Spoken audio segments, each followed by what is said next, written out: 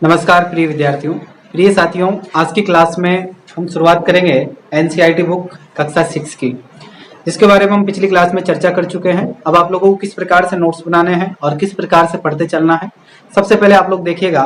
ये किताब है हमारी हमारा अतीत, कक्षा 6 के इतिहास की पाठ्य पुस्तक है। ठीक है, आप सभी के पास में जिस प्रकार से ये बुक आप लोगों ने देखी होगी, अगर नहीं भी देखी है तो अब देख लीजिएगा। आपके सामने पीडीएफ है इसका, और बिल्कुल भी आप लोग चिंता ना करें, क्योंकि आपको अगर बुक्स का पीडीएफ चाहिए तो आप लोग मुझे व्हाट्सअप कर देना, मैं आप लोगों को वहां पर सेंड कर दूंगा। ठीक है, वैसे आप लोगों को टेलीग्राम पर ऑलरेडी आपको महिंद्रा आईएएस एकेडमी का जो फर्स्ट वाला जो ग्रुप है उसके अंदर आप लोगों को मिल जाएगा, तो आप वो चैनल ज्वाइन कर लेना, वहां पर आप लोगों को ये चीज अवेलेबल हो जाएगी। चलिएगा, आज की क्लास में हम शुरुआत करते हैं। सबसे पहले इसकी समय सारणी जान लेते हैं कि कक्षा 6 में सबसे पहले देखिएगा, कक्षा 6 की जो बुक है आपकी, इसकी सबसे खास विशेषता यह है कि इसमें सबसे पहले आप लोगों को पता है कि एनसीईआरटी बुक्स जितनी भी है उन सब के अंदर जो है भारत के संविधान की उद्देशिका या प्रस्तावना, जिसको आप लोग कहते हैं, वो दी जाती है। तो सबसे पहले आप लोग इसको भी पढ़ लीजिएगा, क्योंकि पॉलिटिकल साइंस में आप लोगों के लिए बहुत उपयोगी है और बहुत कारगर साबित होगी। लगभग ये चीज जो है यानी कि उद्देशिका तो लगभग हर विद्यार्थी को याद होना चाहिए, क्योंकि यूपीएससी की प्रिपरेशन करने वाले विद्यार्थी को अगर उद्देशिका या प्रस्तावना ही याद नहीं है, जिसको पूरा पॉलिटिकल साइंस और इकोनॉमिक्स, हिस्ट्री, ज्योग्राफी सब कुछ पता होते हुए जिस विद्यार्थी को अगर इकोनॉमिक्स जैसे सब्जेक्ट को अगर वो पूरे कैप्चर करता है उस जर्नी के दौरान 2 साल की जर्नी में, तो उसको भारत के संविधान की उद्देशिका तो जरूर याद करनी चाहिए और जरूर होनी भी चाहिए, क्योंकि ये तो स्कूली स्तर से ही हमारी शुरुआत हो जाती है। कक्षा 6 से अगर शुरुआत हो चुकी है तो आप लोगों को पता होना चाहिए कि ये चीज याद होनी चाहिए। जिन विद्यार्थियों को आज तक भी याद नहीं है तो ये इससे बड़ी शर्मसार की कोई बात नहीं है, लेकिन फिर भी आप लोगों को याद नहीं है तो कर लीजिएगा, क्योंकि काफी सारे विद्यार्थी है जो इन चीजों पर ध्यान नहीं दे पाते हैं। सबसे बहुत बेहतरीन चीज है, इसको आप एक बार याद करिएगा। ठीक है, उसके बावजूद फिर हम बात करेंगे। सबसे पहले देखिएगा, यहाँ पर एक सवाल दिया गया है। जब भी अपन किताबें पढ़ते हैं तो उसमें कई सारी चीजें हैं जिसको अपन मिस प्रिंट कर देते हैं, और जबकि लिए वो चीजें हमारे लिए बहुत उपयोगी होती है। हम क्या करते हैं, शुरुआत लेसन से करते हैं डायरेक्ट, जहां से टॉपिक है। जैसे हमारा अतीत वाला जो लेसन है, इसमें पहला लेसन है कहां पर क्या कब कैसे हुआ। ठीक है, लेकिन अपन वहां से शुरुआत करते हैं तो सीधे आप लोग क्या करते हैं कि वहीं से शुरुआत करते हैं, लेकिन कुछ बुक्स के अंदर बहुत सारी चीजें जो है इतनी इंपॉर्टेंट होती है जिनको अपन लोग मिस कर देते हैं। और वो हमारे लिए यूपीएससी जैसे एग्जाम्स अगर आप देने जा रहे हो और उसके अंदर मेंस की आंसर राइटिंग आप करने बैठ रहे हो, तो आप लोगों के लिए कोई भी चीज मिस किए गए जो शब्द है या जो वर्ड है वो बहुत मुश्किल और बहुत मुसीबत में डालने वाले शब्द होते हैं, जो आप लोगों को बहुत कम अंक आपको दिलाएंगे उस समय, क्योंकि आपको सर्वाधिक अंक अगर प्राप्त करना है तो कोई भी चीज आपको मिस नहीं करनी है। तो देखिएगा, जिस प्रकार से क्या पढ़े हम इतिहास, या फिर एक सवाल आप लोगों के मन में जागता होगा। हर बार कक्षा 6 या 7 की जो बुक्स होती है उसके अंदर एक कार्टून बना होता है, उसमें एक सवाल पूछा जाता है पहले कि हम किसी चीज का अध्ययन क्यों करें। ठीक है, तो ये सवाल बिल्कुल जायज है कि हम इतिहास क्यों पढ़े। कक्षा 6 से शुरुआत करते हैं कि हम इतिहास क्यों पढ़े। अब इतिहास के बारे में हम जानते हैं कि इतिहास हम क्यों पढ़े। तो देखिएगा, इस साल 6ठी कक्षा की जो तुम इतिहास की जो पुस्तक पढ़ने जा रहे हो उसमें कुछ विषय के साथ में जो है इतिहास समाज जो है समाज विज्ञान का हिस्सा माना जाता है, और समाज विज्ञान हमें अपने सामाजिक दुनिया की कार्य प्रणाली को समझाने में मददगार साबित होता है, इसलिए हमें इतिहास पढ़ना चाहिए। पहला रीजन यह है। दूसरा रीजन यह है कि समाज विज्ञान हमें जो है जीवन के कई पहलुओं के बारे में बताता है, जैसे भूगोल के बारे में, अर्थव्यवस्था के बारे में, चलने वाले और सामाजिक राजनीतिक जीवन में बदलाव या व्यवस्थाओं के बारे में हमें जानकारी देता है। कौन देता है? इतिहास। ठीक है, इतिहास के अतिरिक्त समाज में जो है अन्य विषय जैसे प्रातः आज दुनिया के बारे में हम बताते हैं। जिस प्रकार से आप लोगों को पता है कि आप लोगों को कहा जाता है कि अंग्रेज जो है भारत को लूट कर ले गए। ये बात कैसे पता चली आप लोगों को? क्योंकि ये चीज हम इतिहास में जानते हैं, इतिहास ही हमें बताता है कि इस प्रकार से हुआ था। इसी प्रकार से कहा जाता है कि भारत बहुत जिस प्रकार से आप लोग कई बार धर्मवाद पर बात कर लेते हैं, तो धर्म की अगर हम चर्चा ना करें तो बढ़िया रहेंगे। बाकी ये टॉपिक धर्म के ऊपर आगे हम चर्चा करेंगे, तब मैं आप लोगों को बताऊंगा कि मैं क्या कहना चाह रहा था, लेकिन मैं नहीं बताऊंगा इस लेसन में, क्योंकि वहां पर इसका अनर्थ जो अर्थ है वो अलग निकल जाएगा। तो आगे हम चलते हैं। तो इसलिए हमें इतिहास पढ़ना चाहिए। इतिहास बताता है कि आज की दुनिया कैसे विकसित हुई है। यहाँ हम वर्तमान में अतीत के बारे में बताते हैं, यानी कि इतिहास जो होता है हमें वर्तमान और भूतकाल के बारे में बताता है। तो इसलिए हमें इतिहास पढ़ना चाहिए। पहला रीजन हो गया कंप्लीट। 5 रीजन आपके लिए कंप्लीट हो चुके हैं। 5 रीजन आप ध्यान रखिए, कीवर्ड्स के माध्यम से आप नोट कर लिए, क्योंकि इतिहास क्यों पढ़े, कैसे पढ़े, वो तो बहुत सारे सवाल है, लेकिन क्यों पढ़े इसका जवाब सबसे जरूरी है। जैन में हमेशा यही आता है कि कोई भी सब्जेक्ट पढ़ने से पहले यही सोचो कि इस सब्जेक्ट को पढ़ूं क्यों। तो इतिहास को इसलिए पढ़ो क्योंकि आपको भूतकाल से लेकर वर्तमान समय तक जो आप विकसित हुए हैं उसके बारे में जानकारी मिलेगी। आगे देखिएगा, हम जिस समाज में रहते हैं उसके परिवेश में हमें आदत पड़ जाती है। किस प्रकार की आदत पड़ती है? हम ये मान लेते हैं कि दुनिया हमेशा ऐसी ही रही होगी। हम भूल जाते हैं कि जीवन में वैसा नहीं है जैसा हम देखते हैं। उदाहरण के लिए, क्या तुम ऐसी दुनिया की कल्पना कर सकते हो जहां पर आग ना हो? बिल्कुल कल्पना कर सकते हो, आग नहीं हो ऐसी दुनिया। कैसे रहे होंगे ऐसे लोग? यानी कि आदिमानव की बात करें तो आदिमानव से पूर्व आग नहीं थी, तो उस समय के लोग किस प्रकार से रहे होंगे आप कल्पना कर सकते हैं। वही इतिहास का विषय है। अगर आप कल्पना कर रहे हैं जहां पर आप में जिज्ञासा है, वो जिज्ञासा ही, जहां पर जिज्ञासा का जन्म हुआ है वहीं से इतिहास का जन्म हो चुका है। क्योंकि जिज्ञासा को अगर समाप्त करना है तो इतिहास आपको जानना होगा। तो इतिहास का निर्माण वहीं से होता है जहां से जिज्ञासा प्रारंभ होती है। तो इसी प्रकार से ऐसी दुनिया में रहे होंगे जहां पर खेती बाड़ी का आविष्कार ना हुआ होगा। ठीक है, तो जिंदगी कैसी चल रही होगी वहां उन लोगों के बारे में आप सोचिए, एक बार कल्पना करिए, एक बार उस समय की। वही तो बात है कि एनसीईआरटी बुक पढ़ने का मतलब ही तो यही है, क्योंकि आपको उस चीज को रियलाइज करवाना है, उस चीज को दिखाना है, उस चीज को महसूस करवाना है, उस चीज को समझना है कि क्या वाक्य में ऐसा हुआ है। अब आप सोचो, इस प्रकार से इस पहले के अंदर एक क्वेश्चन दिया गया है, इस क्वेश्चन में हमें इतिहास क्यों पढ़े ये पूछा गया। इसी इतिहास को पढ़ने के लिए एक जवाब हम ढूंढने जा रहे हैं कि क्यों पढ़े। तो इस जवाब को इसलिए पूरा किया गया, जवाब मैंने 5 आपको बता दिए कारण कि इसलिए आपको पढ़ना चाहिए। लेकिन अब इसके अंदर रियलाइज क्या होना चाहिए कि आपको इतिहास क्यों जरूरी है। तो हम एक बार कल्पना करते हैं कि एक ऐसा मानव का जन्म हुआ, एक मानव इस प्रकार से रहा कि उसके पास ना तो आग थी, ना तो आग का आविष्कार हुआ उस समय, ना वो खेती बाड़ी करता था, ना वो पशुपालन करता था। उसका जीवन कैसा रहा होगा इसके बारे में आप परिकल्पना करिए। बाकी हम इतिहास में आगे पढ़ेंगे अभी किस प्रकार से रहा होगा। जब लंबी यात्रा तो कर लेते थे, लेकिन सड़क या रेल मार्ग भी नहीं हुआ करते थे उस समय, फिर भी लोग एक देश से दूसरे देश तक पहुंच गए। किस प्रकार से आप लोग समझते हैं कि कहा जाता है कि अफ्रीका जो महाद्वीप है, अपन ज्योग्राफी में पढ़ेंगे, उन चीजों के बारे में बात करेंगे कि पहले कहां पर आदिमानव पाए गए, कहां पर वानर पाए गए, तो उनका साक्ष्य कहां पर मिला है वो भी हम आगे जानकारी प्राप्त करेंगे। तो किस प्रकार से पैंतालासा और जो सागर का टुकड़ा था वो टूटकर समुद्र में विलय हो गया, आधा टुकड़ा बाहर निकल गया, तो किस प्रकार से भूमि का निर्माण हुआ, तो वो सारी चीजें अपन ज्योग्राफी में पढ़ते हैं। तो वो एनसीईआरटी का निर्माण जहां से अपन ज्योग्राफी का निर्माण होगा वहीं से हम शुरुआत कर लेंगे। ठीक है, तो ज्योग्राफी के अंदर एनसीईआरटी पढ़ेंगे जब आप लोगों को उस चीज के बारे में हम पढ़ लेंगे। तो देखिएगा, एक दूसरी दुनिया में, एक दूसरे युग में जब लोगों का जीवन अलग अलग हुआ करता था, तो उनकी अर्थव्यवस्थाएं, समाज और उनकी मान्यताएं, विश्वास, भोजन, कपड़ा, घर और बस्तियां, उनकी कला, शिल्प कला, सब कुछ भिन्न हुआ करती थी। तो इतिहास ऐसी दुनिया का झरोखा जो है खोल सकता है, ऐसी चीजों के बारे में इतिहास हमें बता सकता है। हम ऐसी बीती बातों को लेकर क्यों परेशान हो रहे हैं, अब नहीं होगा, ऐसा अतीत तो गुजर चुका है। बिल्कुल ये भी सही। बिल्कुल एक सवाल पूछा गया है यहाँ पर कि हम जो बीत चुका समय है उसके बारे में हम क्यों अध्ययन करें। आप में से काफी सारे विद्यार्थी कई बार इतिहास में कमेंट कर देते हैं। जब इतिहास की क्लास लेते हैं, मैंने भी शुरुआत में इतिहास जब पढ़ाया था तब कई सारे विद्यार्थी कह रहे थे कि सर आप ये क्यों पढ़ा रहे हो, ये चीजें क्या काम आने वाली है जीवन में। बिल्कुल ये बात सही है और मेरे को भी इसका जवाब आज तक नहीं मिला था, क्योंकि मैंने भी काफी ढूंढा था कि ऐसा क्वेश्चन पूछ रहे हैं कि इसका उपयोग क्या है जीवन में। तो इसका उपयोग आज इस सवाल के माध्यम से आप लोगों को पता चलेगा कि जो समय बीत चुका है उसको लेकर हम क्यों परेशान हो रहे हैं, और ऐसा हमारा अतीत जो है वो गुजर चुका है, फिर उसके बावजूद भी हम इतिहास क्यों पढ़ना चाहिए, इसके बारे में आप लोगों को मैं बताऊंगा। देखिए, लेकिन देखिएगा, इतिहास सिर्फ कल के बारे में ही नहीं है, ये आज के बारे में भी है। आज हम जिस दुनिया में हैं उसे बनाया है, हमसे पहले आए लोगों ने इसे बनाया है। उनके जीवन के सुख दुख और युगों की समस्या को जूझना और उनकी कोशिश, उनकी खोजें और आविष्कार, इन्हीं के ताने बाने तो मानव समाज को बदल कर रखा है। प्राय ये बदलाव इतना धीमा और मालूम होता था कि उस युग के लोग इसका पता भी नहीं चलाते थे। और बाद में जब हम अतीत के बारे में नजर डालते हैं, जब हम इतिहास पढ़ते हैं, तब हमें अंदाजा लगता है कि ये बदलाव कैसे आया।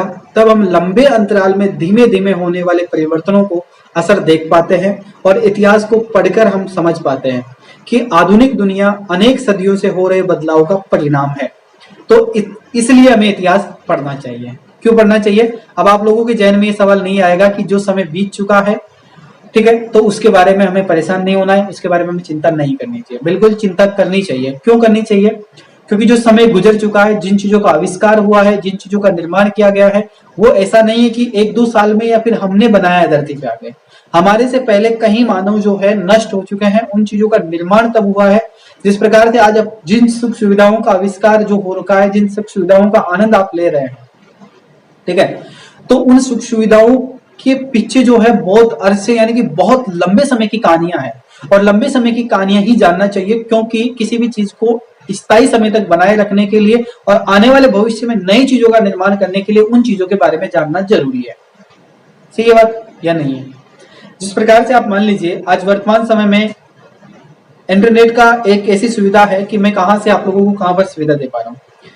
अगर मान लीजिए जो हमारी जो पिछली पीढ़ी है, या फिर जिन्होंने इंटरनेट का इस्तेमाल या फिर इंटरनेट की शुरुआत की, यानी कि मान लीजिए अपनी पीढ़ी से शुरुआत नहीं हुई, इससे पिछले वाली यानी कि अपने पिताजी आप मान सकते हैं, आपके दादाजी से मान सकते हैं, तो वहां से इसकी शुरुआत की गई है लगभग, ये मान लीजिए। तो मान लीजिए इंटरनेट की जो दुनिया है वर्तमान समय में आप लोग देख रहे हैं, तो ये जो बदलाव है, क्या ये आप लोगों की वजह से या हमारी वजह से आया है? नहीं, ये चीजें हमें किन्होंने दी है? हमारे पूर्वजों ने दी है। हम पूर्वजों से ही हमें ये चीजें प्राप्त हुई है। अब हम आने वाली पीढ़ी को हम क्या दे सकते हैं, वो अपने ऊपर डिपेंड करता है। इसलिए हमें इतिहास पढ़ना चाहिए, और इसलिए इतिहास के बारे में हमें चिंतित होना चाहिए, परेशान होना चाहिए कि क्यों ऐसा हुआ। तो ये ऐसा इसलिए हुआ क्योंकि जो हमारे यानी कि दादाजी जो थी, दादाजी की जो पीढ़ियों ने जो काम किया, उस पीढ़ियों का परिणाम आज हमें मिल रहा है, वो सुख सुविधाओं का फायदा हम उठा रहे हैं।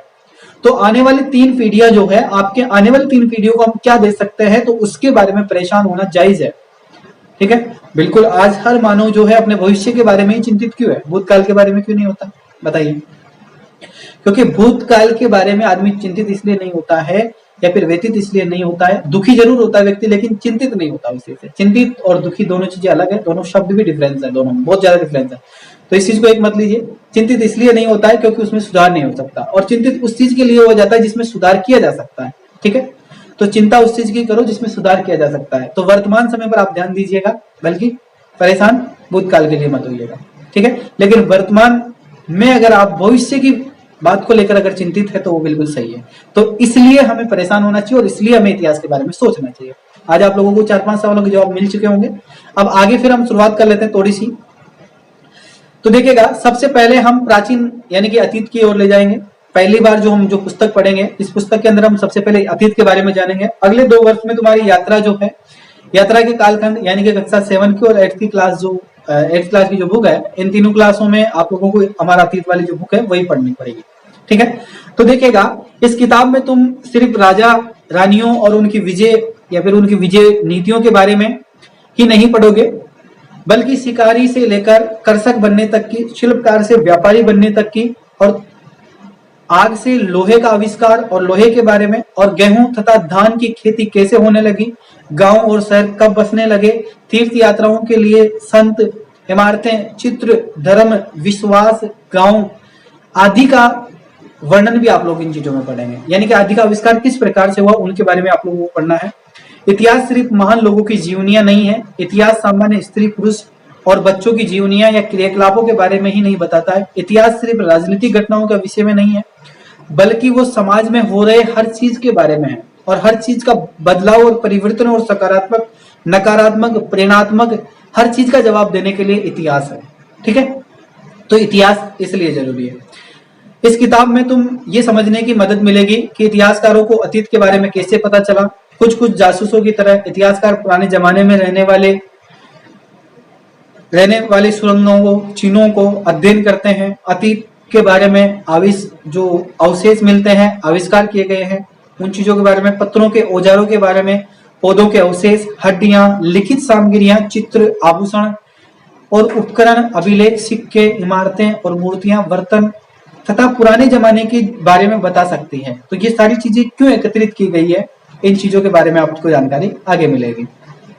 ठीक है, इसी के बाद में देखिएगा, इतिहासकार और पुरातात्विक वेदा जो है, इन स्रोतों का अध्ययन करके इन्हें ये समझाने की कोशिश करते हैं इन किताबों में इसे क्या स्रोत दिखाए जाएंगे, और साथ साथ में तुम्हें ये क्या पता कर पाओगे कि इतिहासकार का मूल्यांकन कैसे करते हैं। तो इतिहास इस पुस्तक के अंदर, हमारे अतीत वाली जो फर्स्ट पुस्तक है, उसके अंदर हम ये चीजें पढ़ने वाले हैं। लेकिन इतिहास का अध्ययन हम सिर्फ अतीत को समझने के लिए ही नहीं करते हैं। इतिहास को हम कुछ योग्यताओं और कौशल विकास के लिए भी मददगार साबित होता है। अतीत की दुनिया के सामने के लिए ऐसी दुनिया के लोगों को समझने के लिए जरूरी है जिनका जीवन हमसे भिन्न रहा होगा। नए तरीके से सीखना पड़ता है। जब हम ये करते हैं तो हमें अपने दिमाग खोलना पड़ता है। जब हम इस चीजों के बारे में जानकारी प्राप्त करते हैं तो हमारा दिमाग क्या होता है, ऑटोमेटिक खुल जाता है। ठीक है, और वर्तमान में छोटी सी दुनिया से बाहर निकलते हैं और ये दुनिया शुरुआत होती है दूसरे लोगों का क्रियाकलाप, सोचने के तरीके समझने की, और हमारे लिए एक शिक्षा प्रदा या सर्वाधिक अनुभव होता है या हो सकता है। इसलिए अपन सबसे पहले तुमने जो सवाल पूछा था और वो सवाल क्या था, क्या मैं ये जानना चाहता हूं कि मैं कौन हूं। क्या आप लोग ये जानना चाहते हैं कि मैं कौन हूं? तो अपने आप के बारे में जानकारी प्राप्त करना है तो वो इतिहास ही आपको जानकारी देगा कि मैं कौन हूं। ठीक है, तो क्या ये समझना चाहते हो कि समाज कैसे चलता है?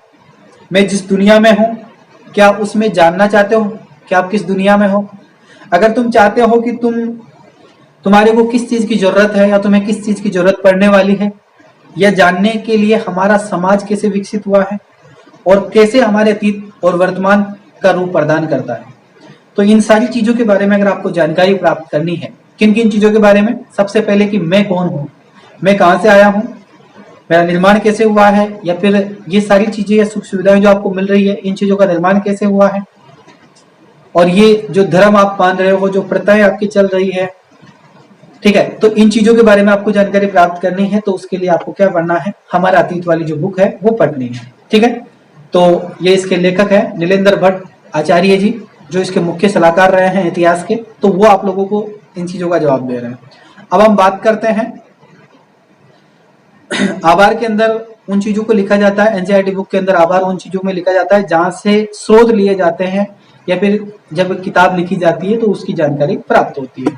ठीक है, तो देखिएगा आज की क्लास में सबसे पहले हम एक बार समय सारणी को जान लेते हैं कि इसमें सारणी क्या रही है और क्या क्या चीज आपको पढ़नी है।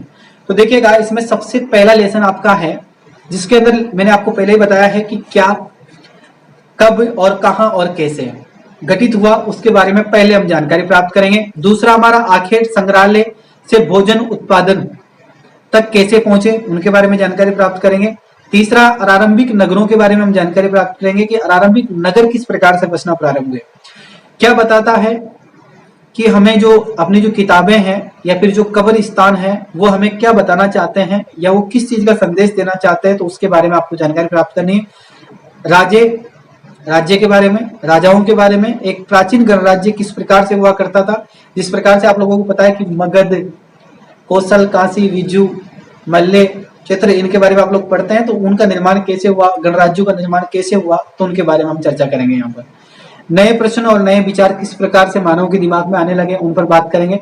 अशोक का एक अनोखा सम्राट युद्ध में त्याग किया गया, जो अशोक के बारे में आप लोग पढ़ते हैं, सम्राट अशोक का बहुत योगदान है और बहुत सारी यूजफुली चीजें हैं सम्राट अशोक के इतिहास के अंदर, जो यूपीएससी के अंदर हूबहू हमेशा क्वेश्चन पूछा जाता है।